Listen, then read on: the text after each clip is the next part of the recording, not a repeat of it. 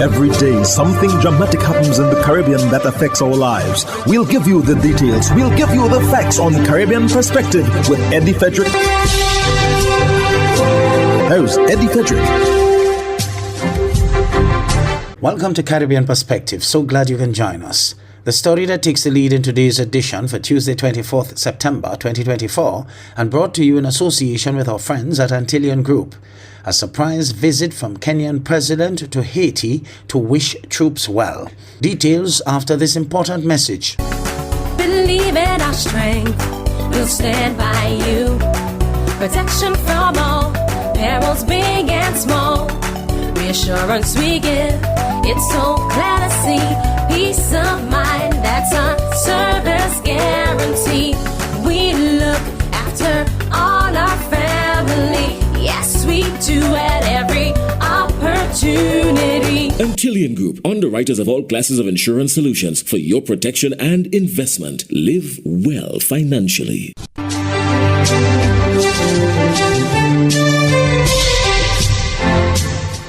Welcome back.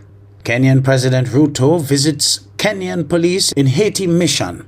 Details in this Citizens TV report. 400 Kenyan police officers involved in a peacekeeping mission in Haiti since June 2024 are set to be joined by an additional 600 security personnel who are currently undergoing deployment training.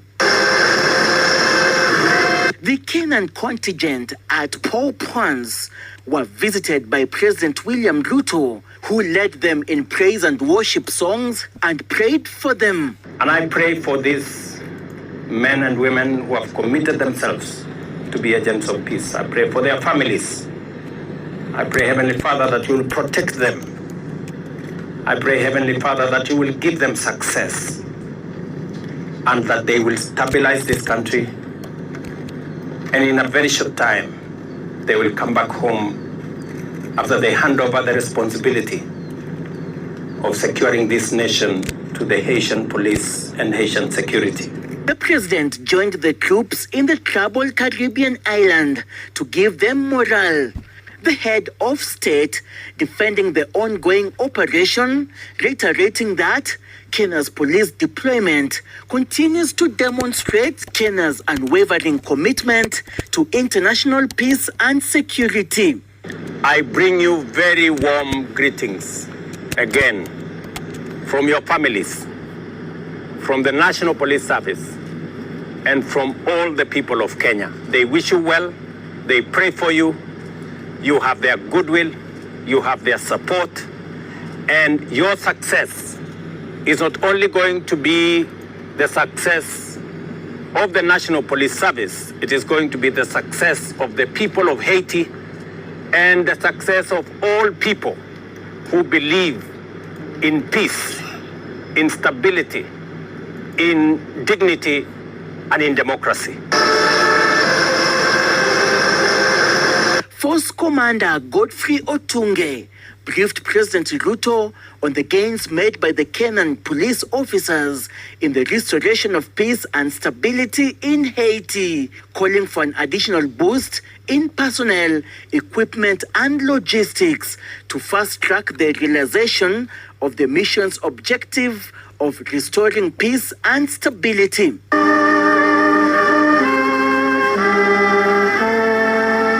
President Ruto also met President Edgar Loblo, the Transitional Presidential Council. Ruto's surprise visit to Haiti comes ahead of the 79th session of United Nations General Assembly in New York, where he is scheduled to attend. Seth Olale, Citizen TV. There is a call from the Jamaican Gleaner for CARICOM states to launch the Patsy Richards Initiative, a regional mental health plan named in honor of Prime Minister Gaston Brown's late mother. Prime Minister Brown of Antigua and Barbuda had opened up about his mother's struggles with mental illness and the toll it took on their family during his emotional eulogy for his mother. An editorial in the Jamaica Gleaner argues this should trigger an overhaul of mental health care in the region. ABS's Jamie J. Roger reports. There was never a time that we said to her that we did not love her. We loved her. She was and is our mother. A moment of reflection on family vulnerabilities is now sparking regional conversations on mental health. In an emotional tribute to his late mother, Patsy Richards, Prime Minister Gaston Brown laid bare the struggles of growing up with a parent battling mental illness. I share these experiences of my mother with us today, not to dwell in the past, nor do I lay blame at anyone. And I certainly do so without any bitterness whatsoever. That experience, horrible though it was, occurred at a different time in our own society's understanding, tolerance, and consciousness. In our present-day society, this experience should serve as a means to cultivate a more empathetic and supportive environment for mentally ill persons. Prime Minister Brown's candid words struck a chord, not just here in Antigua, but across the region. An editorial published Sunday in the Jamaica Gleaner has urged CARICOM to seize the moment and launch the Patsy Richards Initiative, or PRI. The aim, to tackle the pressing mental health crisis in the Caribbean head-on and dismantle the stigma that keeps so many struggling in the shadows. The Gleaner says, Prime Minister Brown's display of humanity and courage is a gift that CARICOM should grasp to confront the stigma surrounding mental illness. The statistics are staggering. According to the World Health Organization, the Caribbean ranks among the regions with the highest prevalence of mental health disorders globally. Yet, funding remains minimal and public awareness even lower. The Jamaica Gleaner says the PRI, if embraced by CARICOM, could be the regional push needed to address these issues with the same vigor used against diabetes and hypertension, diseases once neglected but now prioritized. And with World Mental Health Day on October 10, the timing couldn't be more perfect. A conversation started in Antigua could now echo across the Caribbean. The question is, will Prime Minister Brown's regional colleagues rise to meet the challenge? James J. Roche, ABS News.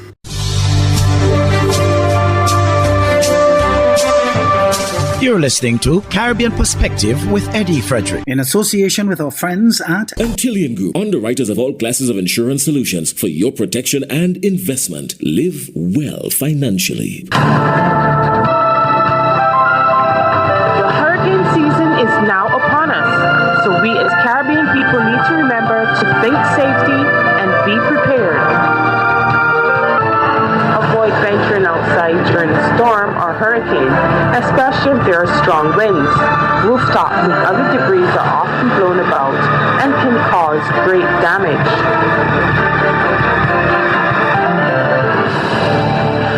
Climate change continues to pose an existential threat to St. Lucia and the Caribbean nations.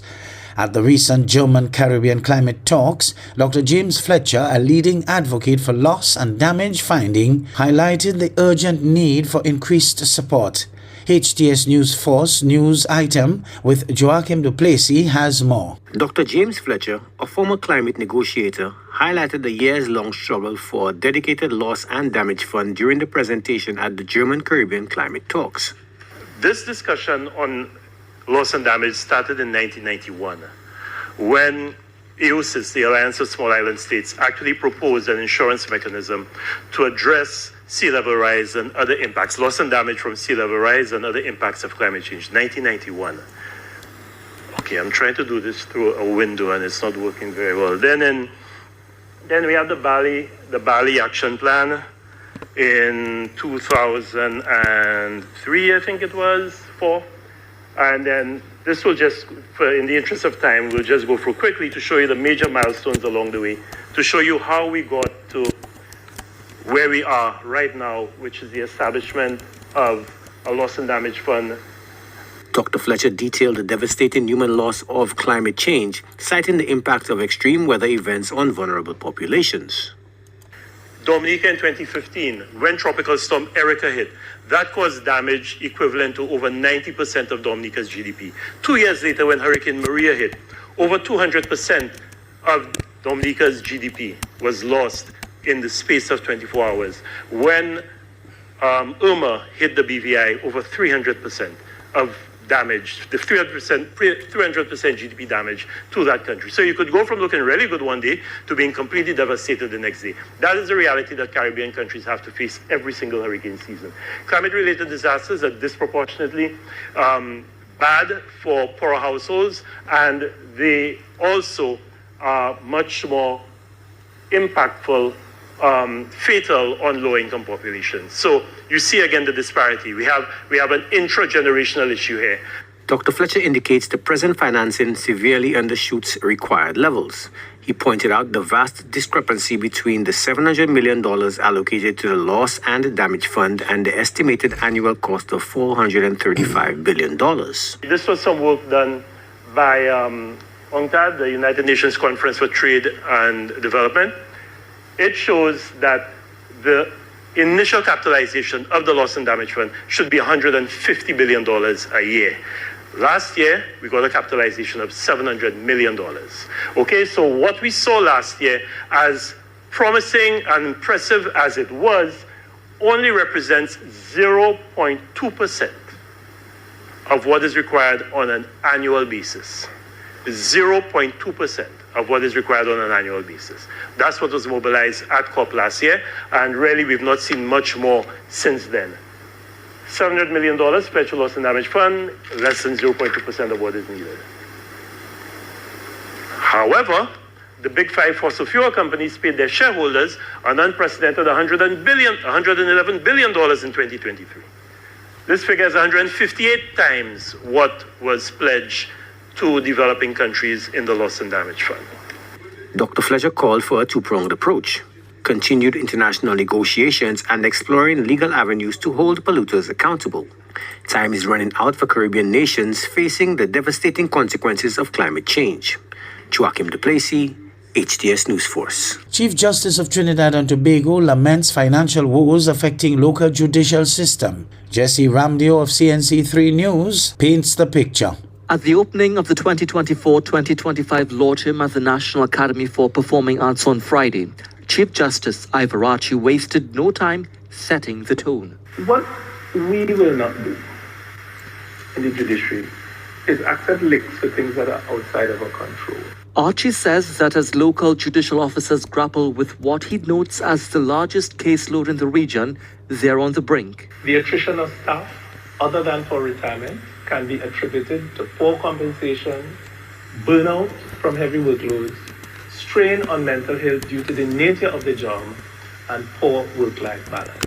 Archie further contends, despite efforts to bridge the widening gaps in staffing, little headway has been made over the years, owing largely in part to two cabinet notes. One, requesting the ability to recognize relevant experience for compensation purposes in standardized positions, and the other, a rationalization for jobs within the judiciary itself. If a simple policy decision that critically impacts us is taking 2 years, then it is not just the judiciary, it is the country that has a serious problem with the way things are run.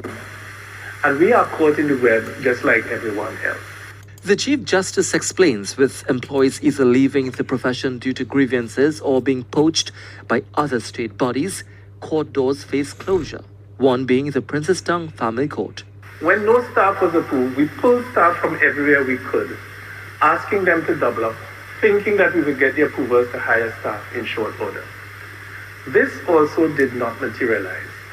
And consequently, I am now faced with the possible decision to shutting down the court, since staff who generously sacrifice their time are buckling under the present load. Given the mounting pressures facing judicial officers, Archie laments the salaries of masters of the courts, which has not been amended in over a decade, could be slashed by the Salaries Review Commission. He says, despite requesting a meeting with officials at the commission, he has not received any correspondence and reminds them that they must act lawfully. Jesse Ramdale, CNC3 News.